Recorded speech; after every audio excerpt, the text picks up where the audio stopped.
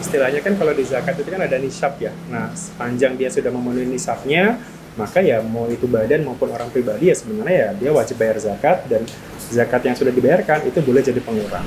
Jadi pada dasarnya zakat itu boleh jadi pengurang asalkan syaratnya dua tadi ya. Kalau untuk dijadikan pengurang itu harus dilaporkan di SPT tahunan orang pribadi.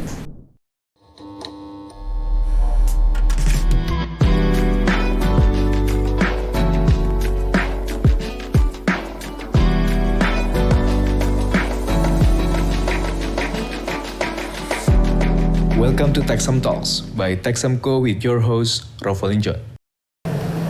Halo kawan Sam, kembali lagi di podcast Texam.co Talks. Kali ini bersama saya Mutiara, dan di sini sudah bersama saya praktisi perpajakan yang tentunya sudah memiliki berbagai pengalaman. Nah, Pak Faris boleh kenalan lebih dulu nih?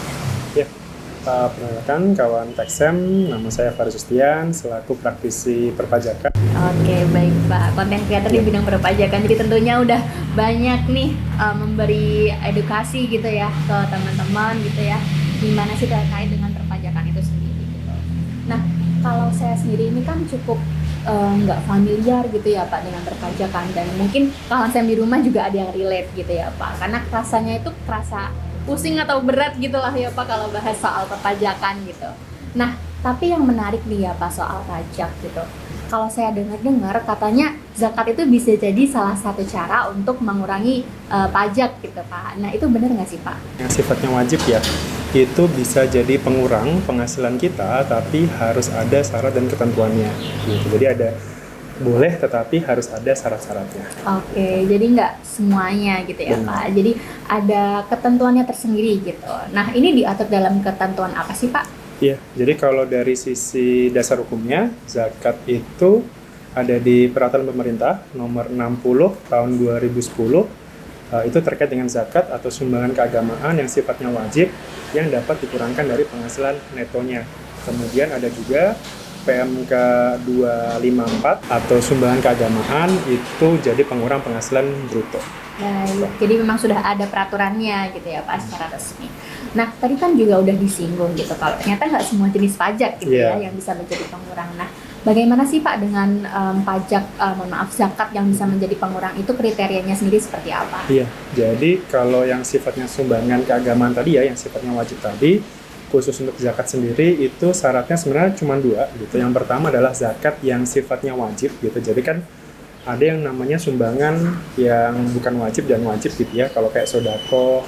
Terus syarat berikutnya adalah pembayarannya itu harus dilakukan ke lembaga resmi yang ditunjuk oleh pemerintah gitu. Jadi nggak cuma sekedar bayar, tapi juga harus ke lembaga yang ditunjuk tadi gitu. Oke, baik Pak. Jadi ada dua badan ya sebenarnya, ada dari Basnas yang memang dari pemerintah, kemudian juga ada dari Lasnas yang mungkin lembaga amil zakat yang memang sudah diakui atau resmi gitu ya. Semacam apa ya, lembaga swasta tapi yang sudah diakui oleh negara. Pertanyaan lagi nih Pak, kan bisa nih jadi pengurang gitu. Nah, bagaimana sih Pak dengan mekanismenya? Apakah memang orang pribadi nih seperti saya, oh boleh-boleh aja gitu, sah-sah aja kalau saya udah bayar zakat ke Basnas gitu misalkan. Nah, itu mekanismenya seperti apa? Iya, jadi tadi walaupun misalkan kita sudah membayar, kemudian sudah melaporkan juga ke tempat yang diakui tadi ya, tapi itu juga kalau untuk dijadikan pengurang itu harus dilaporkan di SPT tahunan orang pribadi gitu. Jadi bukti pungut atau istilahnya bukti pembayaran zakat supaya bisa jadi pengurang. Oke, jadi ini buktinya ini kita dapatkan dari setelah kita menyetorkan zakat itu ya Pak? Ke lembaga zakat tadi ya. Baik. Jadi ketika kita sudah menyetorkan zakat kita ke badan atau lembaga tadi yang sudah ditunjuk ya oleh pemerintah secara resmi, itu akan kita dapatkan buktinya, itu yang harus kita lampirkan di SPT tahunan seperti itu ya Pak.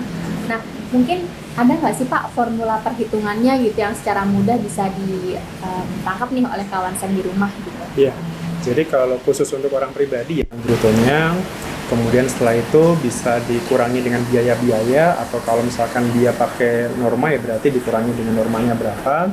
Setelah itu kan ketemu dengan penghasilan neto. Nah, dari penghasilan neto itulah kita bisa mengkurangkan pembayaran pajak kita. Jadi katakanlah gini, dari penghasilan netonya itu misalkan 200 juta. Kemudian yang sudah zakat yang sudah kita bayarkan itu misalkan 10 katakanlah gitu, maka penghasilan netonya setelah dikurangi zakat itu kan sebesar 200 dikurangi 10 ya masih ada 190. Setelah sudah jadi ketemu penghasilan netonya berapa, dikurangi zakatnya berapa, nah dari situ penghitungannya udah sama semua tuh. Udah kurangi PTKP, kalikan tarif pasal 17 dan seterusnya. Jadi secara hitung-hitungan simulasi gitu ya, dengan kita mengurangkan zakat tadi itu pajak tetap kita akan turun sekian persen dibandingkan dengan kalau kita tanpa membayar zakat gitu. Jadi memang sudah ada formulanya bahwa dengan kita membayar zakat dan kita laporkan itu kurangi PPh pajak kita, PPh terutang kita. Oke Pak, jadi secara perhitungan sudah terlihat jelas gitu ya Pak, kalau menggunakan zakat ini bisa menjadi salah satu solusi untuk efisiensi pajak gitu ya, dan bisa masuk ke tax planning juga gitu. Jadi mungkin bisa menjadi alternatif gitu ya buat kawasan di rumah gitu ya. Selain membayar pajak kan kita juga bisa dunianya dapat, akhiratnya juga dapat gitu kan. Jadi juga menunaikan ibadah juga gitu ya Pak. Nah kan ini menarik gitu ya Pak, bisa untuk tax planning orang pribadi gitu ya Pak. Nah tapi bagaimana kalau kita memanfaatkan mekanisme ini? Sebenarnya kalau untuk badan mungkin sepanjang itu pemiliknya ya atau pemegang sahamnya itu seluruhnya adalah muslim, maka sebenarnya ada juga ya pajak perusahaan, zakat perusahaan seperti itu. Tetapi mungkin mekanismenya sebenarnya sama gitu ya, dari pendapatan labanya mereka dikurangi zakat dan sebagainya. Tapi memang mungkin sekarang jarang ya, karena kan itu ya tergantung pemiliknya juga kan seperti itu. Baik, jadi sebenarnya ya bisa saja ya Pak, bisa saja. Ya, tergantung kalau orang pribadi kan ya tergantung pemiliknya langsung kan ya, orang pribadinya langsung. Tapi kalau badan lebih ke ya tergantung pemiliknya juga gitu ya. Apakah istilahnya kan kalau di zakat itu kan ada nisab ya. Nah sepanjang dia sudah memenuhi nisabnya, maka ya mau itu badan maupun orang pribadi ya sebenarnya ya dia wajib bayar zakat, dan zakat yang sudah dibayarkan itu boleh jadi pengurang. Oke, baik Pak. Nah mungkin terakhir nih Pak, satu lagi yang menarik gitu. Saya sempat dengar nih kasus dari teman saya gitu ya. Sebelumnya dia ini suka sering untuk melaporkan zakatnya gitu ya Pak di SPT tahunan gitu. Nah kelebihan bayar gitu Pak. Nah itu bagaimana sih Pak? Karena kan kalau kelebihan bayar otomatis akan ada prosedur tambahan gitu ya Pak untuk kita bisa restitusi seperti itu, dan mungkin mekanismenya akan menjadi lebih kompleks dan rumit lagi gitu, dan waktunya pun juga mungkin akan memakan proses yang lama juga gitu. Nah itu bagaimana sih Pak solusinya ketika kita menghadapi kasus lebih bayar itu tadi gitu Pak?